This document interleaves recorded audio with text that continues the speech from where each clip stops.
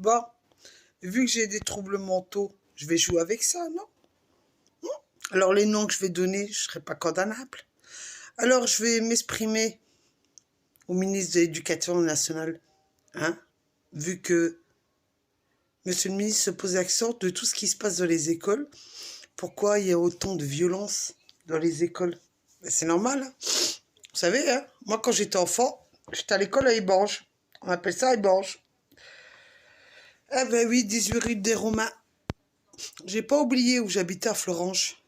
Ah, l'école qui est juste à côté. La primaire, la maternelle. La primaire, Madame Canivet.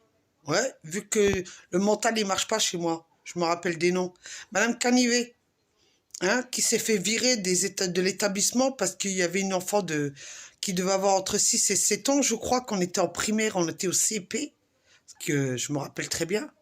Elle s'est fait virer de l'école parce qu'il y a une petite Espagnole ou une Italienne qui est morte dans cette école. Et l'éducation nationale, dans le passé, comment ils faisaient? Ben, vu que cette personne-là, elle avait eu un procès aux fesses, eh ben, ils l'ont mis en retraite. Hein, ils l'ont mis en retraite. Et ensuite, Madame Bastien, qui a exercé pendant pas mal d'années, la faux cul, là, qui nous tabassait aussi, avec Madame Canivet, elle aussi. Après, quelques années plus tard, comme par hasard, elle est partie en retraite. Et comme par hasard, oh, c'est bizarre, elle a invité tous les anciens. Elle avait invité ma sœur, hein, la cérémonie de retraite, la garce. Parlons aussi de ce qui s'est passé à l'école Branly. Hein, vos profs, là, hein, qui insultent les élèves dans les années, quand j'étais enfant, j'avais 9 ans. On allait à l'école, on se faisait insulter, taper dessus, et on nous disait de fermer notre grande gueule, nous, les enfants. Hein.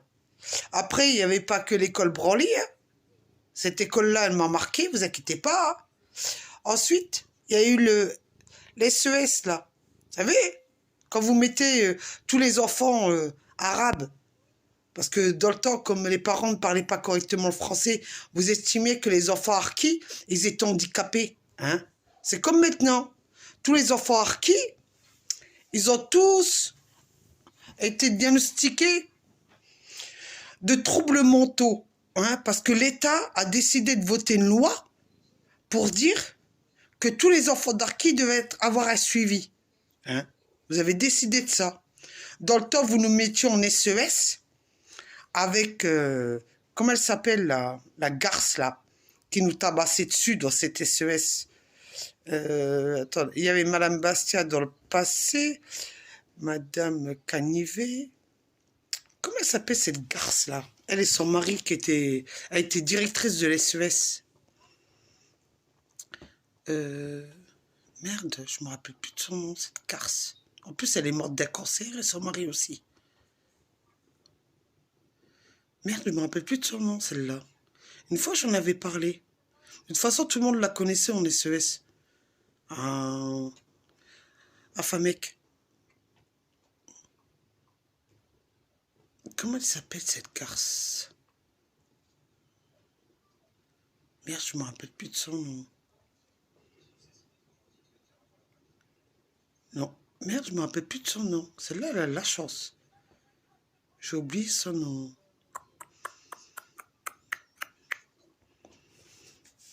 Canivet, Bastia.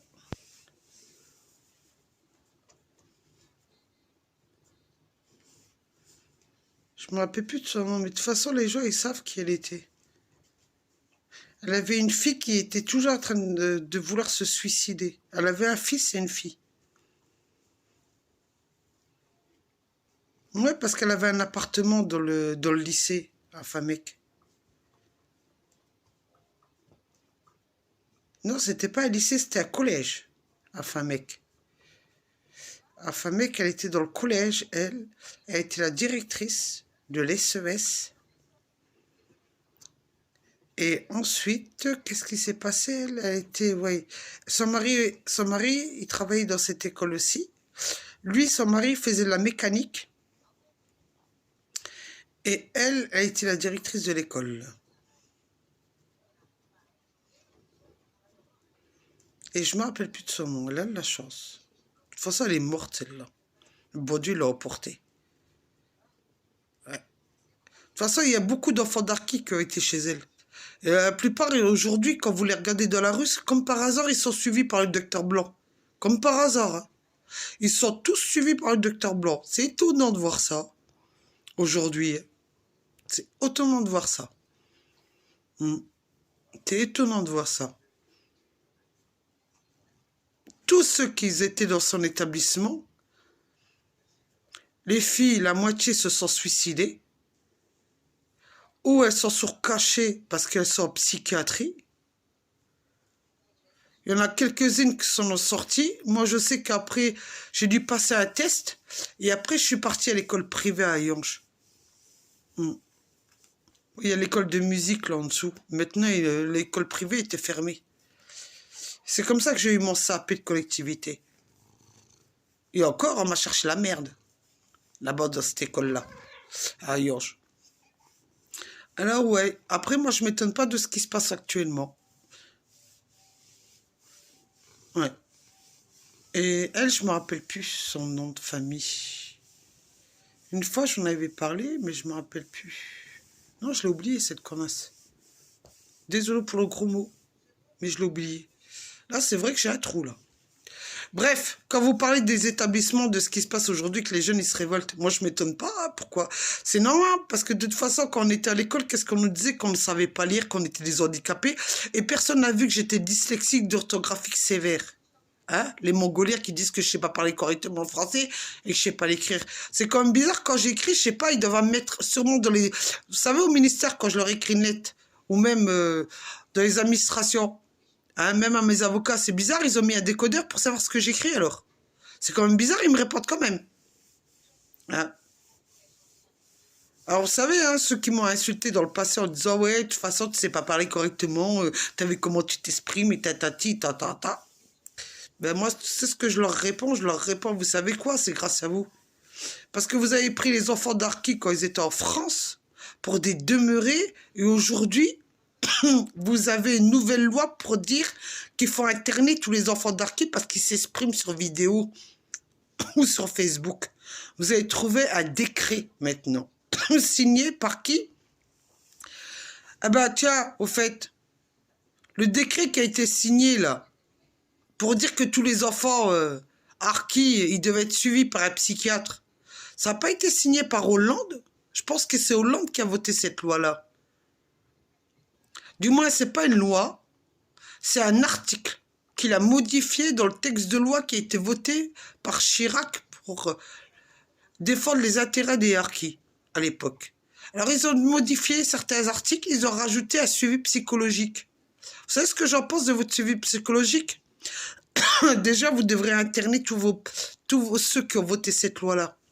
Et tous ceux qui l'ont approuvée. Parce que quand on voit ce qui se passe actuellement, il y a de quoi se poser les questions. Vous dites aux enfants d'aller à l'école, hein? Vous dites aux enfants de porter un masque, hein? Et pour autant, vos écoles et vos établissements, ils sont dégueulasses. La preuve, j'y ai travaillé. Hein? Vous laissez même pas le temps à la dame que vous embauchez comme femme de ménage de nettoyer vos écoles. Et après, vous leur imposez à ces élèves d'aller à l'école en sachant que l'hygiène, elle n'est même pas là. Alors, c'est pas la peine de dire à tous les enfants, n'oubliez pas, portez votre masque, lavez-vous les mains tous les 5 minutes, lavez-vous, allez aux toilettes pour vous laver les mains. Mais franchement, vous croyez vraiment que derrière chaque classe, il y a une femme de ménage qui vient et qui nettoie la clenche, hein?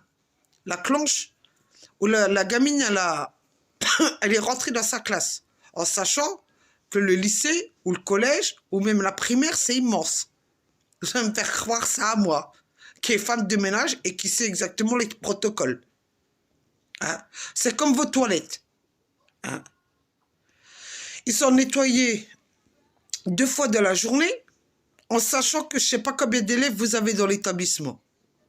Et vous croyez que c'est suffisant de nettoyer 2 fois dans la journée les toilettes, en sachant que les garçons, ils pissent par terre, ils n'en ont rien à foutre, ils jettent du papier par terre, ils pissent même par terre.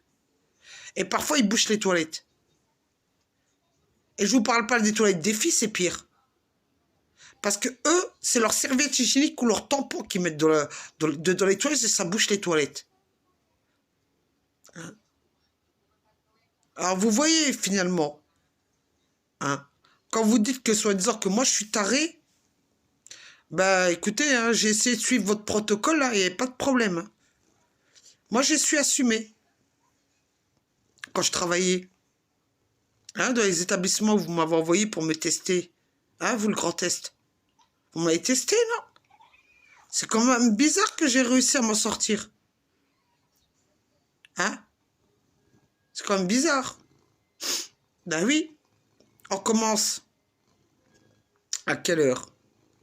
On commence à 6h30. On doit terminer à 8h30 les classes. Ensuite, on fait les toilettes avant, que les élèves ils arrivent. Hein? Faut tout finir avant 8h30. Ensuite, on fait les couloirs. Et ensuite des couloirs, à 11h, on va au self pour faire la vaisselle. Vous savez, la planche pour faire la vaisselle. Hein? Et on a deux à la planche. Il y en a une qui rince les assiettes et il y en a une qui envoie les assiettes et l'autre elle les essuie. Ben oui. Et ensuite, il faut laver la planche. Quand vous avez fini de laver la planche, il faut laver le réfectoire. Et quand vous avez fini de laver le réfectoire, hop, vous avez fini votre service à 2h ou 2h15, ça dépend, ou à 1h30. Ça dépend combien d'heures on vous met. Voilà ce qui se passe. Ça, c'est pour un établissement. Deuxième établissement, vous commencez à 6h, à 8h, comme je disais la dernière fois, 8h10, il faut que les classes soient finies. Ensuite, vous avez les toilettes. Après, vous avez les couloirs. S'il vous reste un peu de temps, eh ben, vous faites les vitres. Quand vous avez fini, eh ben, vous courez au réfectoire. Et après, vous êtes à la planche. Là, vous êtes à plus de monde parce que l'établissement est plus grand. Mais ensuite, quand vous avez fini la planche avec les filles, hein, ben, faut faire la salle. Quand vous avez fini la salle, faut vider les poubelles. Et après, ben, à 2h, hein, ou 2h15, 2h20, ça dépend, vous avez fini. Voilà. Alors, vous commencez à 6h et vous terminez à 2h15 et vous avez 20 minutes de pause pour manger. Et vous avez, je crois, c'est 10 minutes le matin pour prendre votre café. Que 10 minutes. Alors, si votre chef, il est gentil, ben, il vous dit dans votre pause, vous irez fumer votre cigarette. Hein? Et si ça, c'est un chef, comme j'ai eu le deuxième chef que j'ai eu, je parle pas du premier. Le premier, j'ai du respect pour lui. Le premier chef que j'ai eu, j'ai du respect pour lui. Mais le deuxième, oh mon Dieu.